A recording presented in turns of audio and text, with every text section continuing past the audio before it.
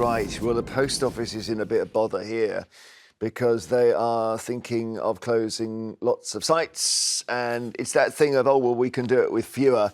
115 post office, and these are not the sub-post offices they're talking about. They're talking about the proper ones, Yasmin, the ones that are all badged up with red and they have someone really cross behind a screen to take your parcel after you've queued for... They're usually very helpful. They're quite often quite cross. No, but they have probably a really hard time. Sorry, no, not really. But all the ones near us have gone. So we've got little sub-post offices. And we have one in W.H. Smith near us. And you cannot get your stamps. I buy stamps. I write letters. Oh, we've got a whole stamp thing going on this show. Yeah? The queues are impossible. That's what I'm saying.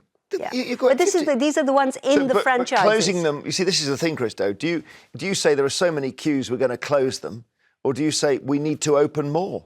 Yeah. But the problem is that they are losing money hand over fist. And as long as there is a presence on the high street, in order for the business to actually get into profit, could they not repurpose some of these stores to have post offices in them, but they have other things as well? You have a little cafe with a post office, you have a little W.H. Smith with a post office. Why can't that happen so that therefore the business becomes profitable? Because at the moment, taxpayers, you and I, all of us, are paying millions and millions and millions to subsidise this every year, and it's part privatised. But never forget the big scandals of what happened.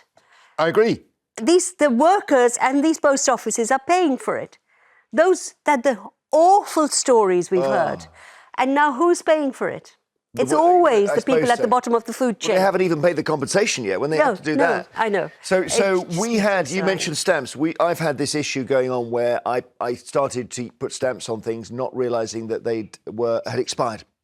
Well, so if you the barcode. No barcode, pictures of our Queen, the former Queen, and I was very attached to these stamps. I had some 9p stamps. We then had Ella, floor manager, tried to help me out, didn't you? I did, yeah. So she took this, because I realised I had quite a large sum, 9p, 20p, first class, all expired. We got to £4.60, and you went on a bit of a hunt, but we're still waiting to hear. We're still waiting. There's been no news from the post office. Because we sent the stamps back to them to get a refund. Why are you laughing?